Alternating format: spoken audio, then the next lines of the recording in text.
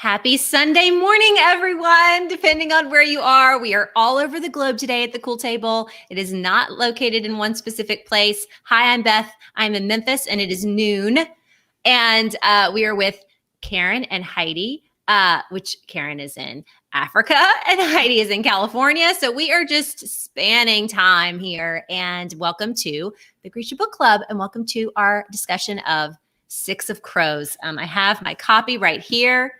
Original copy when it came out because I'm a fan.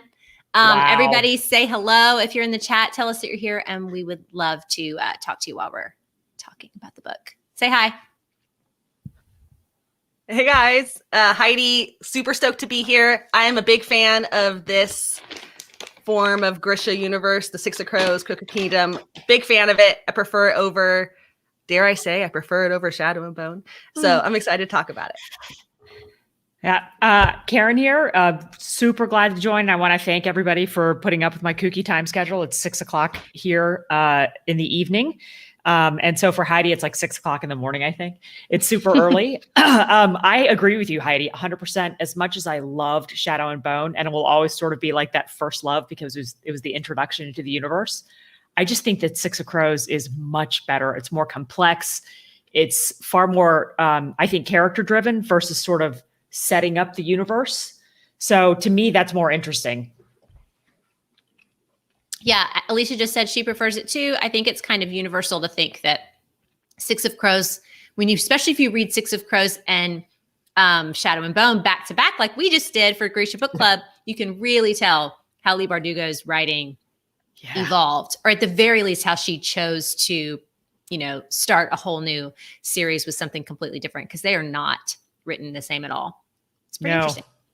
Yeah. Yep. And I must be an idiot because the first time I read this, it had been quite some time between reading Shadow and Bone and the whole series and then going into this one. And I was like, wait, Grisha, is that the same? Oh, it's the same. Like, I was such an idiot. So I missed all the references to like Nina or not Nina, but to Zoya and to Jenya and all of those like little things they drop in there. I missed all of those the first time through. So I really enjoyed reading it back to back like this, like a true fan. It was very fun. Yeah. I mean, and there's a lot, because I haven't reread Rune and Rising or Siege and Storm. So I was like, oh, the Ravkan Civil War. And she talks about Sancta Alina, like not making it to her 18th birthday. And I'm like, Alina dies? Like, I don't know anything. So despite the fact that I read all of those when they came out, my whole brain is completely forgotten what happens. And eventually, we'll keep going with Grisha Book Club and go back into what happens. But it was interesting to kind of like have the background, but also not know what was happening. Yeah. And I liked it. Yeah, I think I suffered from slightly a different fate because I read them back to back to back to back to back. I mean, these guys will know that I was, there's not a lot to do here. I'm rather limited in what I can do outside of work. And so Heidi said, you got to download this stuff. So I downloaded Shadow and Bone and Six of Crows, actually the entire universe, onto my Kindle. And I think I read, literally, my bosses would fire me if they knew this. I'd be sitting in a meeting and I'd just pull up that Kindle app on my iPad during a meeting and I'd read a couple of chapters. And so it was slightly different. It was overwhelming, actually. I was so immersed in everything that I was actually skipping over things that I shouldn't, because I just wanted to get to the next thing and to the next thing. So all the little drops and hints and snowflakes and everything in Six of Crows was completely right in the forefront of my brain, which is also why my brain exploded when I saw the new YouTube drop last night on the 5.5 minute clip of building the Shadow and Bone universe, which I know we're not supposed to be talking about that tonight, but that's okay. I was like, wait, what? Because I'm so into canon right now because I just read it and these are my friends and these are my people, but I am very excited for the series. Like literally not doing anything on the 23rd when it drops. Nobody's allowed to talk to me. Yeah, I'm very excited about that too. I mean, are you going to get it on the 23rd? Can you get your Netflix shows?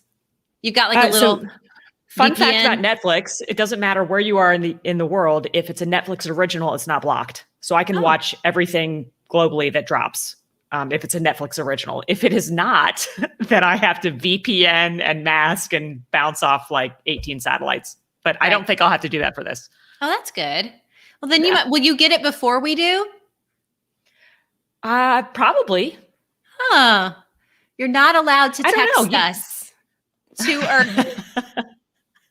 All of the I spoilers. promise. I will not. I will not. But, I don't know, because sometimes Amazon or HBO, they do sort of safeguard that. And it's like they roll it out on Sundance did that, for instance, with Discovery of Witches. You couldn't mask and watch it in an earlier time zone. So I don't know. But Interesting. I mean, like I'm going to be up at midnight. I mean, have you met me? I'll obviously watch it the next day. Right. Well, I just want it to be fair. I want it to be equitable. And I'm the Libra. I'm the Libra here, not you. I don't want you to get it before me. So that's the Capricorn in me being like, no, I get to be first. I get to be first.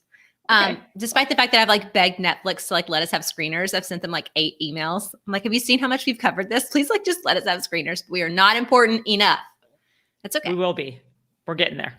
Let's talk about the show a little bit. It's a great way to start this conversation about the book because the show, obviously, if you've watched any of the previews, we're getting Kaz and Anez and Jesper and a little bit of Matthias and Nina. And I don't know that we saw any Waylon.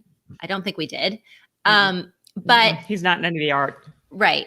So we're getting 5 of the crows and it's a completely different story. We're seeing them so super early. And when I went back and now that I've reread the book, I've thought, oh my goodness, if it's a year or so or 2 years or so before the events of Six of Crows, so the show is happening a little bit before because Shadow and Bone happens a little bit before, and their actual mission is finding Alina, going and like kidnapping her or whatever.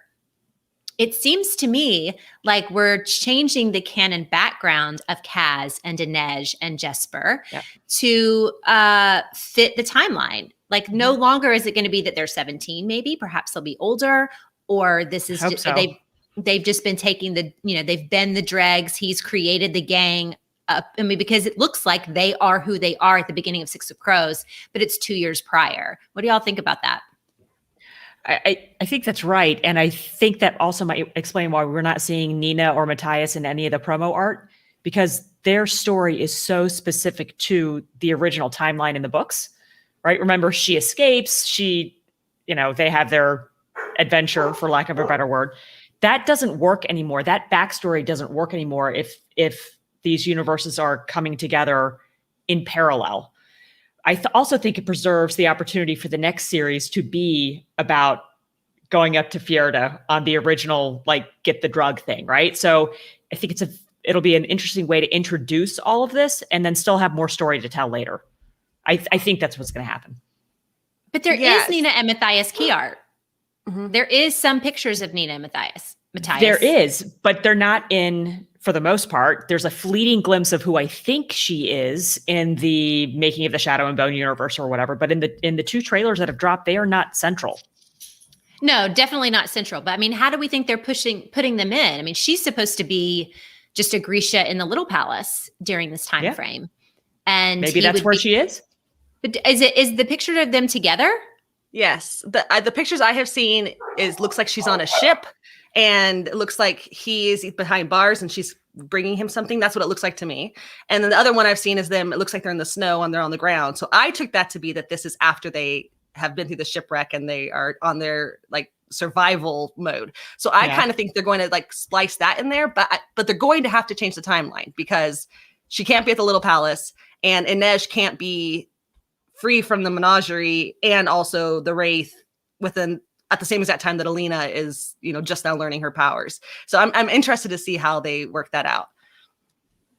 Yeah, I really think everything's going to have to change in that way. Like whether it's, and that's fine. I mean, I'm not like canonically like hell bent on them being 15 when Alina is discovered or whatever. Alicia just said, I'm okay with them doing a Kaz, Jesper, and Anez being introduced early. It'll probably affect their age, but I'm okay. And Sand Sailor 2009, hi. She said, me too. I just want to meet everyone. I just don't know how it's going to work out. I can't figure out how they're going to do it without drastically changing, especially Nina and Matthias's story. Yeah. But the rest of them, I can kind of buy that they've been the dregs for a lot longer. That doesn't bother me. And I like the idea that they're doing a heist that involves the story that's going on with Alina at the same time. Yep. I agree. Yeah. I'm excited. I'm Oh, hoping my dogs don't keep barking, but I'm very excited for it. And I'm actually anybody more excited to see the Six of Crows than they are to see the Darkling and Alina and Mal? I think I need both. I think I would have been bored in a season, maybe not bored. I think it would have been lacking a season that was purely the first Shadow and Bone book. So I think it's going to be really nice to see the layers. I think we talked about it in our last book club that the storyline, the plot points in that first book are so clear of Shadow and Bone that this is a way to bring it some more depth and interest. So I cannot wait to see Kaz because I love, like, they're just bad. Like, they're just bad and they own being bad. And I'm more intrigued by that than like sweet little Alina who's coming into her power because strong, powerful men are forcing her to. So I find that more compelling, but I do think I need all of it to work together. I like that Alicia just said. I think that. Go ahead. I was just going to say, Heidi, 100%. You and I had a text chain about Alina's sort of metamorphosis and her journey during Shadow and Bone and how enraged we both were that she threw it all away. She gave it up, right, for love, to make her, like, she was gifted this greatness. And I did not actually like her journey to becoming the supreme leader or whatever it was, the calmness, all that stuff. I just didn't buy into that. And what I like about Six of Crows is that the women in Six of Crows own it. They own who they've become. They own their histories. They own their scars. They own it all. And I mean, when Anez says, "I'll have you unshackled or not at all," like Alina would never say that, right? So I think even the depth of characters is better. Yeah, the depth of characters is 100 times better. And there's diversity. And I don't just mean like, Jesper is bisexual or gay or whatever and Black and, they're all different. And Anez is whatever. It's more like Nina and Anez have a relationship that I love and it's specific to them. And they are women that have had, all like trauma and all of this kind of stuff, but their bond is their own. It doesn't have anything to do with Kaz or Matthias. And, Jesper is relating to all of them in their own ways. He's got an affinity for Anez that's different than how he feels about everybody else. And so just the fact that like Alina seemed to be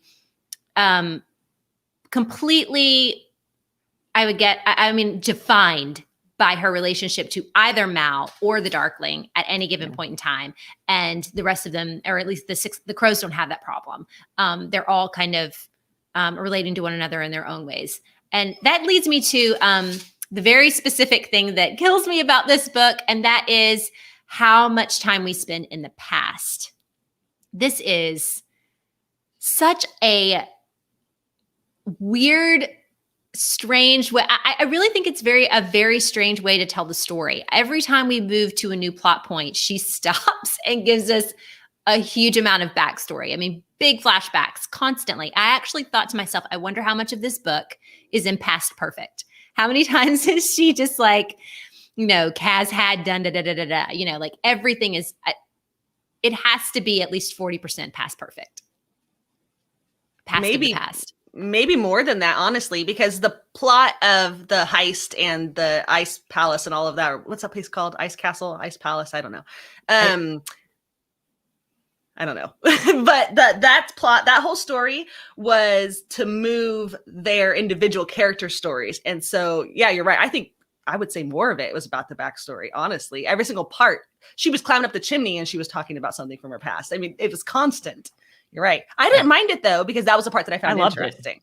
Yeah. Yeah, I loved it, especially Kaz's backstory. I thought that was absolutely fascinating. And the slow build, right? So she had dropped so many points in there, all the myth of why he wears gloves and all the stories that were being made up about, like, he's supposed to be scarred. He actually has, crow hands, which oddly come up in another character later. I loved Kaz's backstory. I actually liked a lot of the flashbacks. Didn't bother me at all. No, I'm not bothered by them. I think that they're the good meat of the story. I just find the process by which she went through and decided I'm going to have a heist story. I'm going to introduce a gang and they're going to get a good score and they're going to go and do this score. And in the middle, they're going to have skirmishes here and there. And there's going to be betrayals here and there. But the bulk of what I'm telling is who these characters are. And I'm going to do that by constantly making them return back to their past. It's an interesting way to decide that you're going to introduce a gang of characters. I'm not sure that I don't read a lot of heist novels, but it just seems, sometimes it seems heavy-handed to me. Sometimes there are times where I wish that they were learning things about one another and we were learning things about them through what was actually happening and not through the zoom back to who they were and where they'd come from. Now that's a fair point, because so she shares that with us, the readers, but we actually don't know if the other crows know what we know about the other crows. Hadn't quite thought about it that way. I view it kind of like, because I always see this book, I picture it as a combination of like Gangs of New York and Ocean's 11. And so it kind of reminded me of how in Ocean's 11, you're watching the whole movie and then they'll go back and show you why that happened the way it is or how that happened the way it is. And she was doing that not just with the heist, but also with their characters. They would do something and then she'd go back and show you why. It was almost like that was her reveal on the characters as part of the surprise also. It's interesting. Yeah. But I was thinking of Ocean's 11 too. Of course you are, right? I mean, how many heist things do we have in the back of our brains? But like when they go back and show you how something happened, it's at the end in like it's almost like the way Clue is at the end of it, where they're like, or it could have been like this. And they just kind of go back and show you the little bits. In this one, and even with Danny Ocean, right? Danny Ocean is the one who has kind of the surprise background, right? Julia Roberts comes out and you're like, oh, this is this surprise. They're really robbing someone for revenge. And with her, all of them have a little surprise background and she gives it to all of us. Instead of it being that like, when they introduce Saul in Ocean's 11, the old man, right? You don't get why Saul is the money or not. He's not the money. He's the one who's going to, he's like this great actor and he's going to be doing this. Or you don't get the backstory of how they all met and what heists they've worked on together and how Anez became the rape. Like you don't get that with Ocean's 11. But in this, she gives us all that information. And so for me, I was thinking, I hate when people say for me, I didn't mean to say that. But I was thinking as I was reading, I wish that there was more of a shorthand for Jesper and Anez and Nina instead of knowing exactly how Kaz got Nina and exactly how Kaz got Anez and exactly where Kaz came from and exactly how Jesper feels about Kaz and all of that. Like I would have felt better if the surprises had been something that was held back or something that was underneath and not so overt. Sometimes it's great. I love Kaz's backstory. I love to read about Anez's backstory or the fact that it helps make some of those moments where their plot's moving forward. Like Anez kind of like there's at one point where Kaz like lifts her up, like he boosts her and she does like an acrobatic, like a woo, into whatever it is they need to do. I don't even remember what part it is. It's right when they get to Fjerda, I think. And I was like, I can see that better knowing that she's an acrobat. Right? That she has this training. If it was just him doing it, I would think it would seem a lot clumsier and I wouldn't even really know what she was doing. So it matters and it's great because this is such a character-driven story. But there are times where I wish it was underneath and there was a little bit more underneath. I wish sometimes it was Jaime Lannister and I could tell there was good, but I wasn't sure where it's coming from. You know what I mean? Wow. That ended up poorly, but anyways, I'm still mad about that as you No, I don't mean the show. I mean the books. I mean, when you're reading, Feast of Crows and you're getting good Jaime, like there's so much underneath what's happening and you're not sure where it's coming from. That's what I guess I prefer. Yeah, I guess I think for Kaz and actually all the characters, I wasn't sure I really liked them, even at the end when they all have their own redemption arc, when they all make choices, when they all sort of ask themselves for forgiveness. I still wasn't sure I actually liked them, even though I loved the book. I loved the journey. I loved it all. And I think that not knowing if I liked them or not shows that they were really complex characters and not just sort of like put up in a box, which is sort of how I felt about Alina when, it's like, oh, them together is the last amplifier. I was like, oh, for fuck's sakes. Oh my God. Loved it. Still tore through the rest of the book, but upon reflection, I was like, dang, really? So, yeah. I don't know. So did you see the question that we asked on Twitter? Because this, I think, is what it comes down to, is we asked it on a poll a couple days, maybe yesterday. If you are reading this, the answer might be clear, but do you prefer anti-heroes or heroes in your books? So Karen, would you be someone who prefers like the knight in shining armor over the Kingslayer? Yeah. No, I am Kingslayer 100% all the way. Yeah, me too. I voted knight in shining armor because I just like nice guys, because I like to be the villain. I like to be the villain who the nice guy falls for. That's what I prefer. Cruella. I think that typically knights in shining armor are very one-dimensional. And there's not sort of the inner conflict, right? There's the moral code. There's the true north. They're always going to do the right thing. Well, you know what? I like Kaz, who actually does a lot of the right thing, but does a lot of the bad thing. And I prefer that over, I don't know. Yeah. Jon Snow, maybe. Or Matthias. That's not true. I love Jon Snow.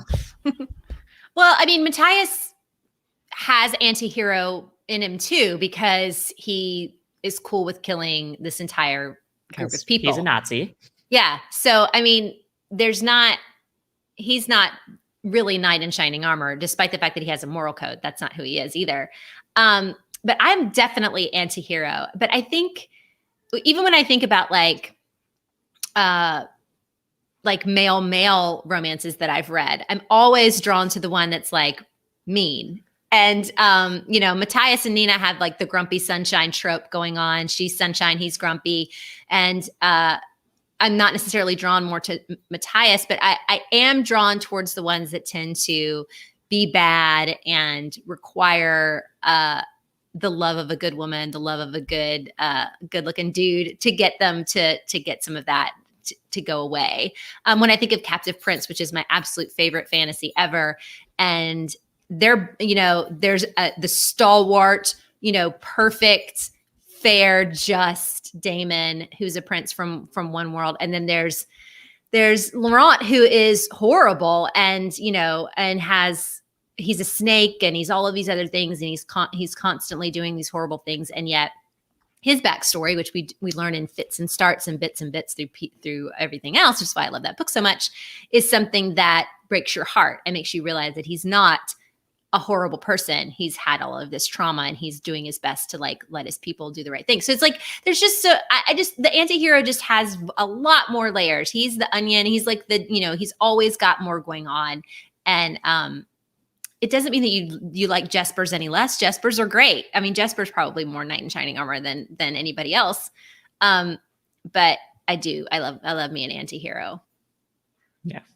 Well, I think Nikolai was an interesting combination of both, right? And he even had the dual characters. So Prince, pirate. Prince is this knight in shining armor. He's swooping in to save his homeland. The pirate allows him to be the bad guy, the duplicitous guy, the one that makes the bad choices and makes creative choices, not bad choices, but choices that would seem amoral. And so I thought it was interesting that this central character, who I'm sad that it doesn't appear we're going to see very much of, had that built into his entire arc as the same person. Yeah. I don't remember a whole lot of Nikolai. I got to be honest. I loved him. Takes me a minute to Loved remember. him. Alicia just said, Kaz, Jesper, and Anez was a whole triangle I couldn't get enough of. I don't feel like that's a triangle at all. Me either. It was just unrequited love. Like Jesper just likes everybody. I don't even think his feelings have to be that pure or real. He just is like, I want you to want me, and you're a badass, and I want you to like me. Did he like Kaz? Oh, Did I miss that? Yeah, there's a whole section. He wanted his approval. He wanted his respect, but I don't remember there being any sort of sexual pining. When they get into the prison in Fjerda, he says it's his perspective, and he's kind of upset that the first time he's seeing Kaz naked is in this section where he can't do anything about it. Like he's bummed. Wow, I need to reread that because that is not how I read that section. I remember he was like, fucking hell. I couldn't even react that he didn't have scars on his hands. Like that is literally all I took from that section. So I totally missed out on that. But that's also because my radar is probably not as finely tuned as yours is, because I don't read a lot of mail on mail. Actually, I've never read any mail on mail, so maybe that's why. Oh no! I know. If you say I will not be friends with you anymore, like that bullshit Twilight deal you made me do 7 years ago, just stop. Here's what will happen is I will give you the best of the best and say, I'll stay friends with you, but this is the best I can give you. Male, romance, fantasy, whatever. And then we can decide if we can still be friends, but I'll have to I'll bless you with it, and you can take that blessing or not. And if I write a good book report, I get to be your friend? Yes. How does that work? Okay. I'll just need a couple of texts like Ilya, and you'll send me one text from Ilya from Heated Rivalry, and I'll be like, yes, we can stay friends. That's all it takes.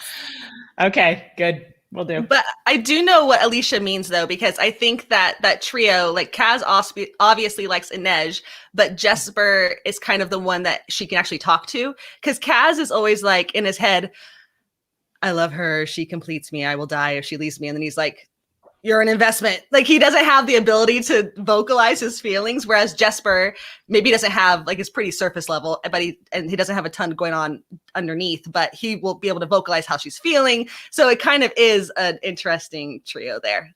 Yeah, I agree, Alicia. Yeah, she's right. She said not necessarily a love triangle, but perhaps a trio is a better word. Yeah.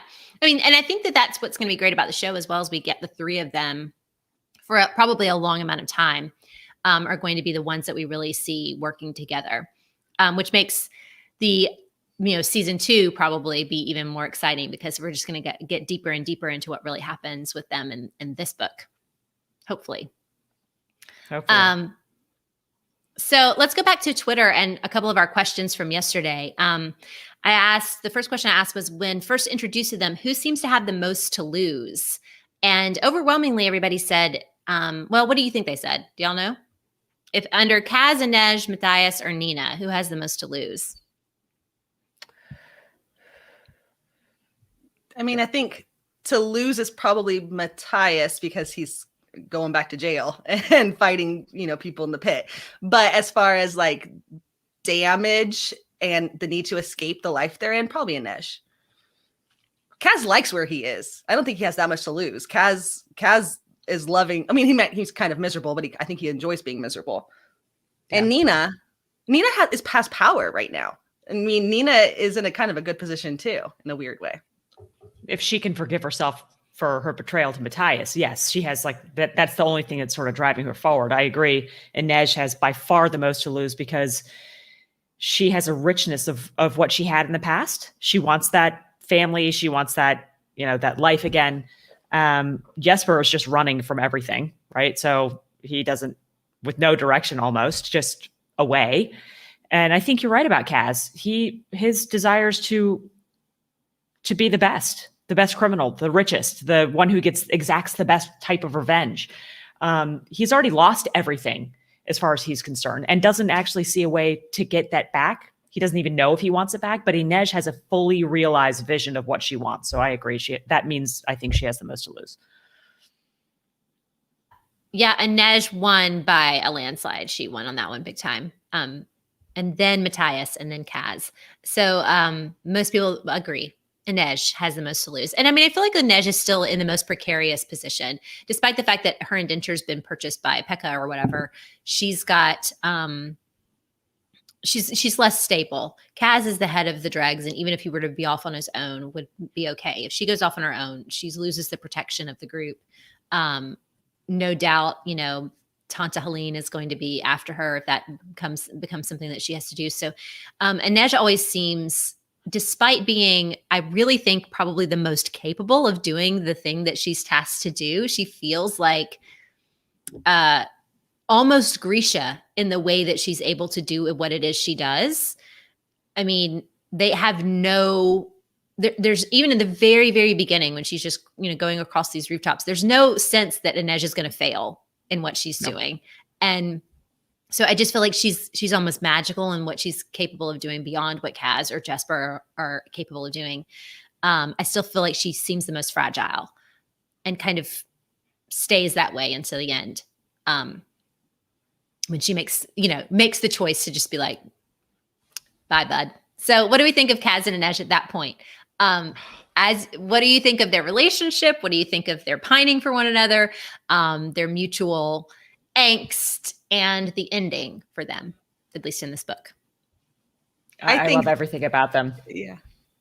I think this is where them being 17 makes the most sense, because they're just so young and they don't know how to talk about all the things they're feeling and the impact that it could have on their lives. And they talk about forever, but it's like, you're 17, you're tiny babies. It's just, yeah, I like it too. It's really sweet and it's so slow burning. And those internal conversations that they're having are just hilarious. So I'm a big fan. If we could talk about age for just a second. So Sure. I could not get my arms around the fact that these characters are supposed to be 17. So I made them 20 in my head, because it's, the baby fat is gone. You're not a teen anymore. You're on the cusp of actually being an adult. You have a few heartbreaks behind you. I could not get my arms around the fact that they were supposed to be 17. I thought it was ridiculous. So I just changed it in my head. I agree. I feel like they need to be older than they are. And I think it is fully and the only reason they're 17 is so they could sell this book on the young adult shelf. Because if they're 20, it's a regular fantasy novel. And if they're 17, she had a young adult fan base and she probably was contracted to write a young adult duology in that world. And that's why they're 17. I cannot imagine. Number one, Anez is meant to have been in a pleasure house for a year or two. Kaz, how in the world from 10 years old to 17 did he have enough time to create all of this cachet in the alleys and become the leader of this gang? Jesper, none of it really makes sense for any of them to be as young as they are. Even Matthias is, how would he be someone that the leader of the Druskilla would honor as much as he is if he's only 17? How would he have risen in the ranks at that point? So I agree. They're 20, they're 21, they're 22. They're in no way are they the same age as my daughter. That's not happening. Right. Well, and did Jesper go to university at 15? Because remember, he's been doing this ruse for a couple of years. So none of it fit. And if I was going to suspend reality about the fact that this world existed, then I was going to change their ages. Yeah, I agree. I do it in my head too. It just, because every time you hear it, it clangs wrong. It's like, it's a bad note. Yeah, agreed. Is there any other reason to do it other than that's how she had to sell it? I don't know. Yeah. Maybe it makes no sense. Not a criticism, just a comment. I loved the books, loved the characters. And I could not write anything this complex. It's a criticism for me. That's a criticism. They shouldn't be this young. But I don't think that that's the point. But perhaps if it just hadn't been something they discussed. It with so much backstory and so much stuff going on, if you're going to make Anez, a former, prostitute, sex trafficked child, why in the world? They're all children. It's crazy. Mm-hmm. Yeah. Although I think the ages worked in Shadow and Bone, right? There are these orphans going out into the world for the first time. So 17, 18, that age worked, I think, in that book. But, Ketterdam is too dark. It's like, I needed to take a shower all the time. It was, and the aesthetic in the show that we're seeing, I think it's so spot on.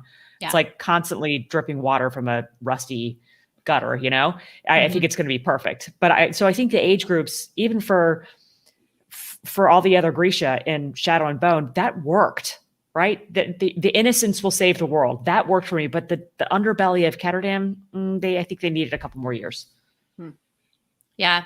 I think too that it works if Alina and Mal they're entering the army, at 17 or 18, and that works. And then when she goes to the little palace, all of the Grisha there are still learning. So they're still in, high school, Grisha high school, that kind of makes sense. But I agree that there's just something about the dregs are just they're too young to be able to do what they do, to be able to have the backstories that they have. It's just how it works. Alicia just said that Shadow and Bone is not as mature as Six of Crows content wise. Yeah, I mean, there's genocide in Shadow and Bone, but it's by the 200-year-old dude. So, but it's also, I mean, Shadow and Bone is a fairy tale, right? Yeah. It's literally a mythical fairy tale. You have water crossings, you have, the journey of the hero with, the going after the amplifier. So it is 100% a fairy tale. And that age group is perfect for that. It is the journey into adulthood. Mm-hmm. Whereas in Ketterdam, these kids are like 80 years old, adult wise, mm-hmm. right? That what they have seen and what they've been through. And the wisdom that they have. I mean, even just some of the things that they're saying to one another, you're like, I'm not sure I would have been that wise at 17. I wouldn't have had that kind of, quippy little stuff off the top of my head. I wouldn't have been able to do any of that. I wouldn't have been able to like track what's going on enough to know what was coming up. We're not all Doogie Howser. We can't or how to rebuild like an entire dock system and create a whole new economy. Yeah. Yeah. There's it's too much. We can't all be Ronan Farrow. We could try. So lawyers at 17. If Ravka is Russia, Ketterdam and Kerch are England and London. Yes? I believe so. And Fjorda is like Norway. I like to picture it as Finland because of Karen's affinity background. Oh. No, not in a Nazi way. Like it just made me happy to think about it being like right. Your hometown. So the Finns kicked some Nazi ass. Yes. I'll just say that. Yes. And the Norwegians. Yeah, absolutely. Yeah, it's whatever. It's Scandinavian. Mm-hmm. And Shuhan is I guess East Asian or I don't know. Yeah, that's how I took it. Yeah. And the Suli are Turkish, Arabian. I read them as like Romani or like like traveling. Oh yeah. That makes sense. Mm-hmm. Sure, that makes 100% sense. Absolutely. Yeah. Regardless, it's interesting. But I can't picture Matthias and Nina without picturing like Rolf and Liesel from Sound of Music. Like, so I keep picturing like he should be delivering letters and like thinking he's a badass, whatever. In reality, in the book, he's someone powerful. It's very strange. You're right. I think of his name is not Sven. What's his name from Frozen? Kristoff. Oh. I think of Kristoff when I read about Matthias. Although I think that the guy playing Matthias I saw his face the whole time I was reading the second time through. The first time I didn't. He was much older and beefier. But I saw that. I will say the story was already sort of dark and dirty and like I needed to take a shower sometimes. And then when it dawned on me finally, probably later than most people, that Fjorda is actually sort of Nazi Germany and like the SS, and then suddenly that storyline got very creepy for me. It was so unsettling and it was really hard. I think Alicia might feel the same way. It was really hard to come back to Matthias once I realized that. And then I was like, okay, hang on a second. He was a child, blah, blah, blah, worldview. This is what he was taught. And I was like, I wasn't sad when that character met his last arc. I'll put it that way. I wasn't at all. I think that's where the age thing works though. I mean, like it's almost necessary because if he's 17, 18 years old and he was, traumatized as a child and then brought up in a cult, like, the Hitler Youth or whatever, then maybe you can have some grace for them. But it still was very gross. Like if a Nazi fell in love with a Jewish prisoner and then we're supposed to be like happy about that, that's gross.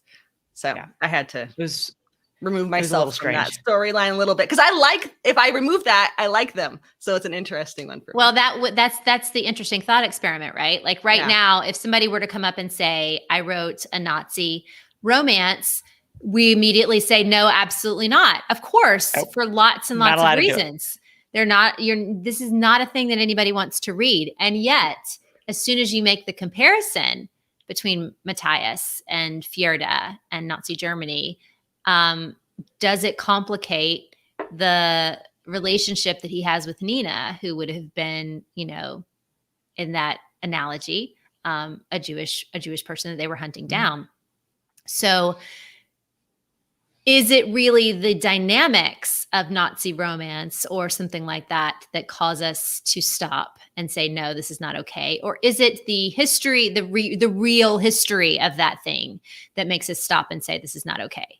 I mean, for me, obviously, if we look at some of the art that we consume and enjoy, it's not the dynamics. It's the real history and the improbability and the insensitivity and all of those things that make that not okay.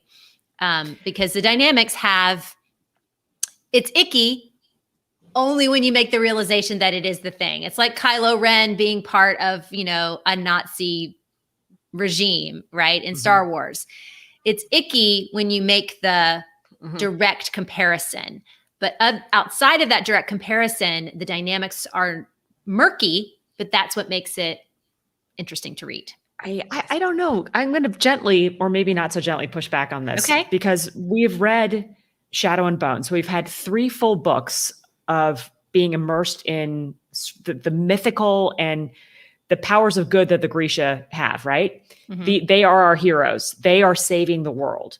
And it's been laced through those books well before we get to Six of Crows that Fjerda doesn't treat Grisha well, right? And so that dynamic has been set up, even if you don't make the connection between Nazism and Judaism and persecution, anti-Semitism, all of that, we as readers, if we have believed the story, should see Grisha as good and Fjerdan soldiers, at least, as bad, as very, very bad. So even if we remove the parallels to Nazi, propaganda and all that, and brainwashing and cult-like thing, as readers, we should feel uncomfortable with this relationship, full stop, because this is the 4th book in where the Grisha are the heroes and they are being persecuted and being hunted down. So maybe that's why it took me so long to go, oh, shit. These guys are Nazis. In fact, I texted, I was like, what the hell? Why did this take me so long to figure this out? But I was so already in the frame of mind that this creeped me out. I was interested to see how it was going to unfold, but I just never felt comfortable with it. And also, I think because I was Team Nina no matter what. I don't know why. I just loved her character, and I was going to be Team Nina no matter what. I just thought he was a tool. So her affinity then for Matthias makes you feel what? Like her journey to get him out of Hellgate, her guilt for having done this thing. How does that affect you if your feelings towards Fjerda are purely bad? I think the journey you see them on where they help each other survive, you're calling in a life for a life. So there was that enormous amount of guilt, right? So she wanted to set it right. And had not acknowledged to herself that she might be feeling something else or something different. But to me, it was about her innate sense of justice. She had done him this grave wrong, and she was going to right it. She had overplayed it. She had gambled and lost. And it was very important to her that there be a clean slate between the two of them. Whether or not it was going to go beyond to something else, that came a bit later, right? But it was about evening the score. I don't owe you anything. You don't owe me anything. We're even, Steven. That's how I took it. Right. Which that's admirable and in line with what you think about Grisha at this point. Right. So Correct. That's an admirable trait. She's doing the right thing and she's got all that going on. So then when Matthias does the right thing in the end of Six of Crows, especially after the switcheroo where you think he's not going to, he pushes her into the jail cell and she thinks that he has betrayed her, and then it's all been a ruse to get them all out. Where does that lead you, right? Like, he continues to be a tool? No, I mean, every character deserves to have redemption, right? So, and that is his arc at that moment. I will tell you that when it happened in the book, I was like, fucking, I knew this was going to happen. I fucking knew it. So it was it was a bit of a pleasant surprise. I liked that sort of like gut punch, tricked you moment. I thought that was quite clever, and it wasn't tropey, right? I felt like the reveal actually it worked. I was surprised by it. If there are moments of redemption for even the most horrible people, not for what was it? Was it Braun, whoever Brun. his Brun. Yeah. Yeah. Obviously, there was no redemption ever with him, ever. And he was so senior Mhm. and ingrained in the propaganda and in the brainwashing and all of that, that he was never going to have that. But I guess Matthias was still at a point in his life where he could change or see that how he had been raised was wrong. And he did, but he remained imperfect for a while. Sure. Right. He was still conflicted, which is good. I just wish I needed Nina on the Jeu de Parem to just like waste all of those guys. I hated that she let them live. I hate it. Yes. Like the idea that, oh, they could change. Maybe some of his buddies, okay, maybe they could because they have like they're 17 and they're children or whatever. But Brum, he needs to die. That was dumb. Yes. He needed to die. That was dumb. I mean, you could, as a reader, you're like, well, he's going to come back later now. You know, you don't just go off into the sunset after something like that happens, because that wrong or that poor decision has to have consequences down the road. Right. Sure. But that troubled me as well. I wanted her to take them all out. I wanted her to use that power for what I saw as good. And that's ultimately all the conflicts that we see in Six of Crows over and over and over again. Is people are doing really awful, bad things for kind of good reasons. And that would have been the perfect example of that, right? So she was cracked out of her head and she could have slaughtered all of these people. But in the long run, not a bad thing to do.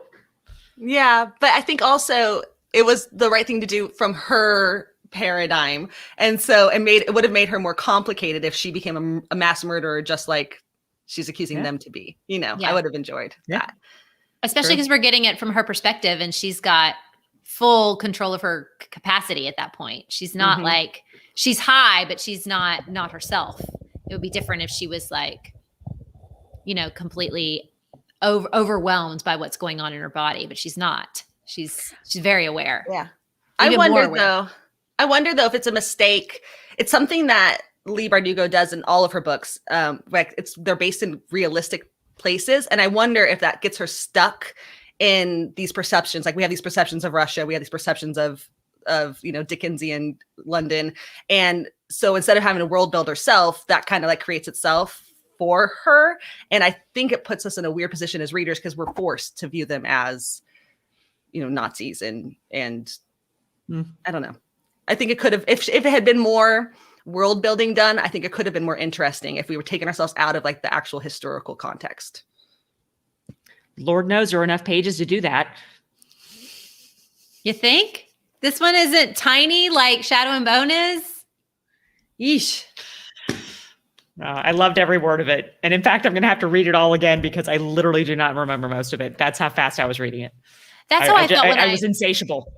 Yeah, that's how I felt when I reread it this time. I was like, I don't remember any of this. Like I had a good like remembrance of being introduced to all of them, and I had a good remembrance of what they looked like, and a good remembrance of the ice court kind of heisty, some of the stuff that happens in there. But I mean, there was so much that I didn't remember. I couldn't remember what Kaz'S deal was. I could not remember his backstory enough to remember why he didn't want to touch people or whatever. Mm-hmm. That did not occur to me. I actually forgot that Jesper was into dudes. I mean, there was just like a lot that I did not stick with me. So Matthias and Nina actually really did. I think because it's probably the most tropey romance part of the book.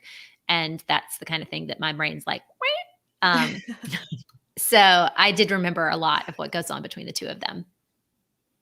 Especially when she wakes him up for the first time and he grabs her neck. I was like, that's my jam. Like, yeah, that was a good scene. That whole thing was good. Yeah. Oh, and when they go to get him out of Hellgate and she sees that the dial has landed on wolves and she's like, no, he can't do it. You don't understand. Yeah. And we don't know what it is, but it's like she's hurting for him because of like he's been like a wolf trainer or whatever, or like wolves are sacred to them or whatever. And she knows it. And everybody's like, shut up. He's just going to kill whatever comes out. And she's like, no, he can't. And she has this like upset over that thing. And I was like, oh yeah, it hit me. It hit me right here. It hit me. And then this needs to be a whole ass romance. Yeah. Yep. But it isn't a romance. What is the genre of this book other than fantasy? How would you sell it to somebody who hadn't read it? I would say it's YA Ocean's 11 with magic. I mean, it kind of is fantasy, but kind of not, right? There's not a whole lot of spells and shit, right? So it's not Harry Potter. But I don't know how I was trying to actually recommend it to a friend of mine from work. And I found it was very hard to describe. And I was like, well, it's about some late teen criminals. There's really no parents anywhere. And if there are parent figures, by and large, they're one end of the spectrum or the other. They're either a saint or they're the devil. There's no sort of normalcy. Everything is very extreme. And they go on this trip to find a guy that invented cocaine because it was going to be unleashed on these group of people that had special powers. And then I just stopped describing it. I was like, you know what? Just take my word for it. Read the book. It's fun. Yeah, I think I would just say it's young adult fantasy heist. It's a young adult fantasy heist book. So it's not set in it's not set in the real world. And so it's going to have like bits of fantasy in it, and they go on a heist. But I mean, is the Judaparam, like, is that even really Judaparam? Is that even really like the thing? I don't pay any. It is not. It doesn't matter. I didn't care. Nope. Didn't care. Yeah. It was a weird thing to sort of be the hub in the wagon wheel of the story. Like that's the linchpin. I thought that was odd. But that's maybe because the further I read into the book, I realized it was less about that and more about character development. Like it was everybody's specific story, and are they going to have their moment where they confront who they are and where they want to go, right? So the drug, like I didn't even care about the scientist's son, and I could not have cared less about any of that. And I realized that maybe that was the purpose. We weren't supposed to care about it. Yeah. Especially because it doesn't pay off. Brett just said my original turnoff was that it was labeled as YA. I mean, a lot of people are like that. She loves fantasy, but not YA. But the thing is YA has a very specific arc to it. All of them are this thing with this kid, this age, going through this thing and hitting this pinnacle and coming, and this doesn't have that. I mean, other than the very glancing descriptions of sexual activity, which it doesn't happen in this book at all, and violence and their age, there's nothing else making it YA. Nope. It really is just a fantasy novel without some of the darker, explicit stuff that we see in most of them. Yeah. But Shadow and Bone would be considered more YA, right? I mean, Shadow and Bone, this whole YA thing, right? Because of the fairy tale aspect of it, the orphan, they're always orphans. They're always orphans. Always. You can't have the rule. You can't have two parents living together in harmony and love and be a YA hero or heroine. That does not happen. That's impossible. But no, yes, Shadow and Bone 100% is young adult, but Six of Crows is not. I mean, that's what I was saying earlier about them being 17. Like it's just a thing that they are, even though they shouldn't be. Shirley Jackets, hi Shirley, just said, interesting, not in my normal reading genre, but I will check it out. You should check it out, Shirley Jackets, my dear friend from a past career. You should absolutely check it out, but read Shadow and Bone first. Oh, Alicia just said, I spent a large chunk of the book wondering what happened to the soldier and Grisha that were introduced at the beginning. I feel like we should have gotten to the Jurda Param without that, or could have gotten to the Jurda Param without that. Yeah, I agree, Alicia. Upon reflection, that whole interlude could have been, we didn't even need that. Like you could slice that off the book and you would lose exactly nothing. I don't even know what you're talking about. Like she's talking about like the very first Grisha that at the beginning who was where they were testing it all, cut off his finger, cut off his thumb. Yeah. Didn't need that at all. Did they? Or it could have been told in a flashback. Did they establish that the reason Jesper is such a good shot is because he's controlling probably with his Grisha powers, like the direction of is that a thing? That's in this book that he has the powers. Yeah, it is. No, it's in this book that he has powers. He's Grisha. It's in this one. Yeah, because he goes. What? Oh, they established that later, I'm guessing. Yeah. Gotcha. But I thought, to me, that was obvious. If he can control iron and shoot little bits of it into people, then clearly that's why he's able to direct bullets. But Yeah, I think that becomes a bigger theme in Cursed Kingdom, right? I don't remember. I have to read it again. I can't wait to read it, though. I mean, they're the same book as far as I'm concerned. It's just long. Yeah. No, I waited forever for Crooked Kingdom, so I don't even... I don't have any idea what comes when. I remember reading Crooked Kingdom and then having to go back and find the chapters on Kaz and Geordi because I was like, who is this Geordi guy? I couldn't remember anything about it. It's like the whole point of Kaz's backstory. It's terrible. Yes. I mean, it's almost as if authors write things forgetting that we're going to read other things between when you write this book and when this next book comes out. I'm not going to remember all of the little bits that you put in there. I'm just going to get the basic thing. And I'll be never hear this. I was going to say, it's like whenever I was little and I would reread the Babysitter's Club books. I would read the Babysitter's Club book and I could skip like the entire second chapter because it was just copy and pasted of like, this is what Christy did. This is what I need that in every book that I'm reading now that I'm an adult because my memory is very bad. I hate that when I get that now. Like occasionally, I'm trying to think of the last person who did that. The last book I read, it might have been one of the Bridgerton books where it was like, you know, Hyacinth was married to so-and-so and so-and-so. I'm like, I don't care. I know. I just read it. I don't need to hear this. I know more about Hyacinth's marriage than Gregory does in Gregory's book. So I don't need to know. But it might be something else too that I was like, I'm done. I'm done with that. I mean, why are you even reading the other parts of the Bridgerton books? I mean, there's literally like 4.5 chapters in each book that you need to read. Nothing else matters. That's really unless it's book 6, and then every word matters because they're all good. Is that Francesca's book? Yes, Francesca's book. Garden Shed. So good. Crooked Kingdom is sitting on my shelf waiting for us to finish this book club and me trying to finish my current read that's just not happening. Yes. I mean, I don't know if I'm going to pick up Crooked Kingdom right now because I have a lot of books, but I probably should. I probably should read it right now. I don't even remember if I have read it. Oh, it's good. You should. It is good. Yeah. It is good. And the duology that comes after this is really good too. The Kingdom of Scars and then Rule of Rules, which I haven't read yet. But it's all the same universe. It's all the same people. Yeah, I have a copy of The Lives of Saints that they sent me for some reason. I don't know why. It's up there on my. I noticed it when I went to go pick up Six Crystals. I was like, oh yeah, somebody sent me that. Nice. Have a little swag if anybody wants it. Anyway, so next Sunday, I mean, today's the 18th. Next week is the 23rd. Is that right? Is that how time works? It's Friday. I think Friday is when it premieres, isn't it? It's the 23rd. That's right. Whatever day the 23rd. That's Friday because that's in 5 days. I was like, that's not math. That's not correct. So yes, 23rd Friday. This weekend is when we're going to be getting Shadow and Bone. I'm very excited. I'm sure we're getting all of it at once. And I cannot wait to see these guys bring these characters to life and see what's actually going to be happening with all of them in every little bit of this show.